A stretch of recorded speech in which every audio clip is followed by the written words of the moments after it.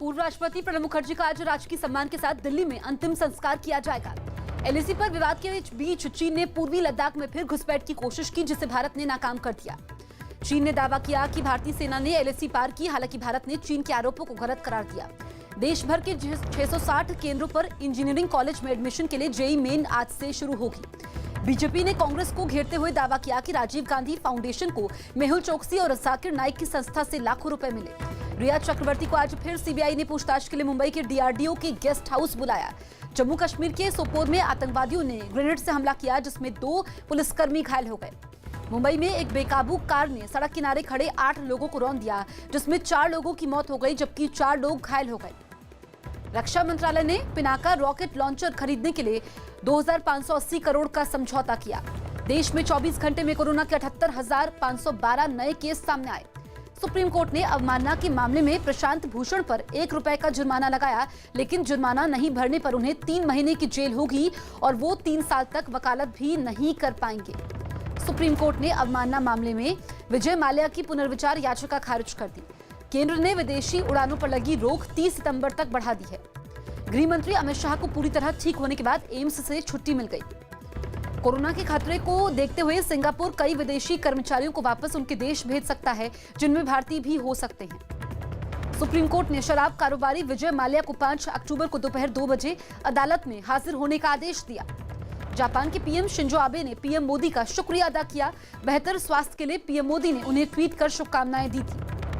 दिल्ली के पास यूपी के गाजियाबाद में कोरोना के खतरे को देखते हुए 30 सितंबर तक धारा 144 लगा दी गई। दिल्ली में सब्जी के कारोबार से जुड़े 2 लोगों की बेरहमी से हत्या कर दी गई। रेल मंत्रालय ने जेईई और नीट देने वालों के लिए मुंबई में स्पेशल लोकल ट्रेनें चलाने का फैसला किया। ईडी ने दिल्ली हिंसा के आरोपी ताहिर हुसैन को पूछताछ के लिए हिरासत में ले लिया। मध्य प्रदेश के सीएम शिवराज सिंह चौहान ने होशंगाबाद में बाढ़ प्रभावित इलाकों का नाव से जायजा लिया।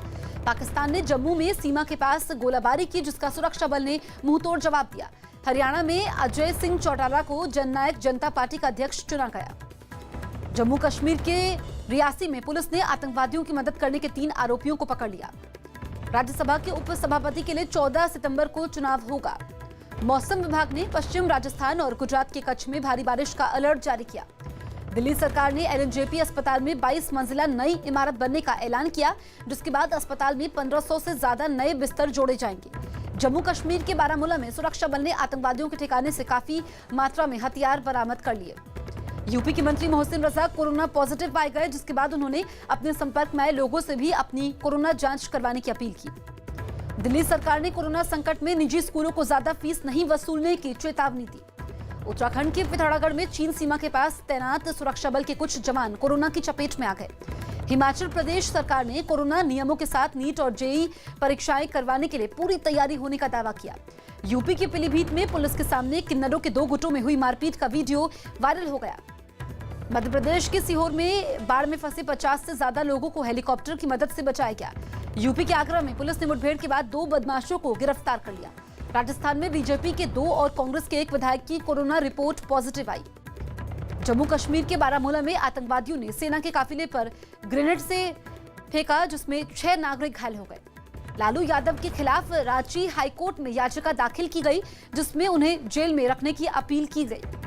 यूपी के बहराइच में हुए सड़क हादसे में 5 लोगों की मौत हो गई। जम्मू कश्मीर में शहीद हुए जवान राजविंदर सिंह का पंजाब के तरन तारन में अंतिम संस्कार किया गया।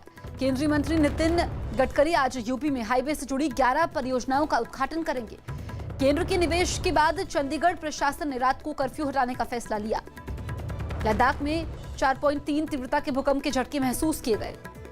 दिल्ली हिंसा के आरोपी शर्जील इमाम की पुलिस हिरासत 1 दिन और बढ़ा दी गई। दिल्ली के पास यूपी के गौतम बुद्ध नगर में कोरोना के खतरे की वजह से 30 सितंबर तक धारा 144 लगा दी गई। हिमाचल के शिक्षा मंत्री गोविंद सिंह ठाकुर ने राज्य में जल्द नई शिक्षा नीति लागू करने का ऐलान किया। लोकसभा का मॉनसून सत्र 14 सितंबर से शुरू होगा, जिसके लिए सरकार ने नोटिफिकेशन जारी कर दिया। यूपी सरकार जल्द किन्नरों के लिए कल्याण बोर्ड बना सकती है। मध्य प्रदेश हाईकोर्ट ने ज्योतिरादित्य सिंधिया को नोटिस भेजा और चुनाव के समय आपराधिक जानकारी छुपाने के आरोप में जवाब मांगा। गुजरात के भुज में नदी में आई बाढ़ में 3 लोग बह गए, जिसमें 1 की मौत हो गई, जबकि 2 लोगों को बचा लिया गया। केरल में ओणम त्योहार पर श्रद्धालुओं ने पद्मास्वामी मंदिर में पूजा की। बीजेपी नेता आशीष शेलार ने मुंबई पुलिस कमिश्नर को एक खत लिखा और अंधेरी समेत दूसरे इलाकों में ड्रग्स बेचने वालों पर कार्रवाई की मांग की। दिल्ली के बंगला साहिब गुरुद्वारे में लोगों की मदद के लिए कम दाम में दवाइयों की बिक्री शुरू की गई। पश्चिम बंगाल में 30 सितंबर तक कंटेनमेंट जोन में लॉकडाउन बढ़ा दिया गया, जबकि 8 तारीख से मेट्रो चलाने का फैसला लिया गया। कर्नाटक कांग्रेस अध्यक्ष डीके शिव कुमार को कोरोना से ठीक होने के बाद अस्पताल से छुट्टी मिल गई। अहमदाबाद में बारिश रोकने के लिए लोगों ने पूजा की। यूपी के महाराजगंज में नेपाल सीमा के पास 1 करोड़ की हेरोइन बरामद की गई। ओडिशा सरकार ने बाढ़ प्रभावित लोगों को आर्थिक मदद देने का ऐलान किया, जिसमें उन्हें 50 किलो चावल दिया जाएगा। रेलवे ने बिजली के लिए देश भर के 963 स्टेशनों पर सोलर पैनल लगाने का दावा किया। यूपी की चौधरी चरण सिंह यूनिवर्सिटी की फाइनल ईयर की परीक्षाएं आज से शुरू होंगी। हिमाचल प्रदेश जाने के लिए पास का नियम अनलॉक 4 में भी जारी रहेगा। शरद यादव के फिर जेडीयू में शामिल होने की अटकलें तेज हो गई। सीरिया ने दावा किया कि इजरायल ने उस पर मिसाइल से हमला किया, जिसमें 2 सैनिकों की मौत हो गई। यूरोप के देश ग्रीस के जंगलों में लगी आग रिहायशी इलाकों तक पहुंच गई, जिससे एक ऐतिहासिक किले पर खतरा मंडराने लगा है। कोरोना के खतरे के बीच रूस में सख्त नियम के साथ स्कूल खोलने की तैयारी शुरू हो गई। लेबनान की राजधानी बेरूत में बंदरगाह पर हुए धमाके में मरने वालों की संख्या 190 पहुंच गई। खबर है कि मुस्तफा अदीब को लेबनान का नया पीएम बनाया जा सकता है, जो जर्मनी में लेबनान के राजदूत हैं। अमेरिका के पोर्टलैंड में ट्रंप समर्थकों और कुछ प्रदर्शनकारियों में झड़प हुई, जिसके बाद फायरिंग में एक आदमी की जान चली गई। फ्रांस में कोरोना के बढ़ते मामलों को देखते हुए स्कूलों में नए सेशन की इजाजत नहीं दी गई, जिसकी शुरुआत आज से होनी थी। दक्षिणी फिलीपींस में कुछ लोगों ने मोटरसाइकिलों पर बैठे कई लोगों पर फायरिंग कर दी, जिसमें 9 लोगों की मौत हो गई। यूएई ने 48 साल पुराने उस कानून को पूरी तरह खत्म कर दिया, जिसके तहत इजराइल का बहिष्कार किया गया था, यानी अब वहां इजराइल के सामान की खरीद और बिक्री हो सकेगी। समझौते के बाद इजराइल का पहला विमान यात्रियों को लेकर यूएई की राजधानी अबू धाबी पहुंचा। कोरोना संकट में भारत में फंसे 200 पाकिस्तानी नागरिक इसी हफ्ते अपने देश लौटेंगे।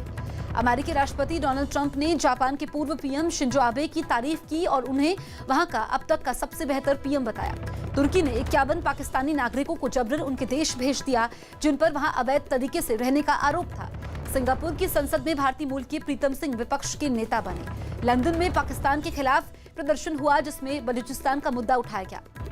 न्यूजीलैंड में कोरोना के नए मामले सामने आने के बाद अलर्ट जारी कर दिया गया। चीन से फिर भिड़ंत होने की खबर से शेयर बाजार में भारी गिरावट दर्ज की गई और सेंसेक्स 839 जबकि निफ्टी 260 अंक नीचे बंद हुआ। कोरोना संकट के बीच पहली तिमाही में जीडीपी में 23.9% की रिकॉर्ड गिरावट दर्ज की गई। गैर बीजेपी शासित 7 राज्यों ने जीएसटी क्षतिपूर्ति पर केंद्र सरकार के सुझाव को मानने से इंकार कर दिया। इंग्लैंड और पाकिस्तान के बीच सीरीज का तीसरा और आखिरी टी20 मैच आज मैनचेस्टर में खेला जाएगा। स्पोर्ट्स अथॉरिटी ऑफ इंडिया ने निशानेबाजों को अभ्यास की मंजूरी दे दी, जो 2 सितंबर से दिल्ली के कर्णी सिंह शूटिंग रेंज में शुरू होगा। मुंबई इंडियंस टीम की नई जर्सी लॉन्च कर दी गई। यूएस ओपन में टेनिस खिलाड़ी सुमित नागल का आज मुकाबला होगा। स्पेन में महिला फुटबॉल चैंपियंस लीग के खिताबी मुकाबले में लियोन ने वुल्फ्सबर्ग की टीम को 3-1 से हरा दिया, जिसके बाद उसके प्रशंसकों ने कई जगहों पर जीत का जश्न मनाया। कैरिबियन प्रीमियर लीग में पहले मैच में सेंट लूसिया ने बारबेडोस को 3 रन से हरा दिया, जबकि दूसरे मैच में गयाना ने सेंट किट्स को 7 विकेट से मात दी। ऑस्ट्रेलिया के खिलाफ टी20 और वनडे सीरीज के लिए इंग्लैंड टीम का ऐलान कर दिया गया। लुइस हैमिल्टन ने बेल्जियम ग्रां प्री का खिताब जीत लिया। आलिया भट्ट ने अपनी फिल्मों की शूटिंग दोबारा शुरू कर दी। अभिनेता रोनित रॉय की वेब सीरीज होस्टेजेस का दूसरा सीजन 9 सितंबर को ऑनलाइन रिलीज होगा। फिल्म निर्देशक सुधीर मिश्रा बुखार होने के बाद एहतियातन खुद क्वारंटीन हो गए। सलमान खान ने महाराष्ट्र के कोल्हापुर में बाढ़ के बाद 70 घरों की मरम्मत के लिए सरकार की मदद की। कंगना रनौत ने ट्विटर पर रोज हजारों फॉलोअर कम होने का दावा किया और ट्विटर से इसकी वजह भी पूछी। मराठी फिल्मों के अभिनेता सुबोध भावे की कोरोना रिपोर्ट पॉजिटिव आई। सोनू सूद ने एक एथलीट को जूते और सिविल सेवा परीक्षा की तैयारी कर रहे एक छात्र को किताबें भेजकर उनकी मदद की। मुंबई में बीएमसी ने लता मंगेशकर की इमारत को सील कर दिया, क्योंकि उस इमारत में 10 से ज्यादा लोग कोरोना पॉजिटिव पाए गए। अभिनेत्री ऋचा चड्ढा ने 6 महीने बाद शूटिंग शुरू कर दी।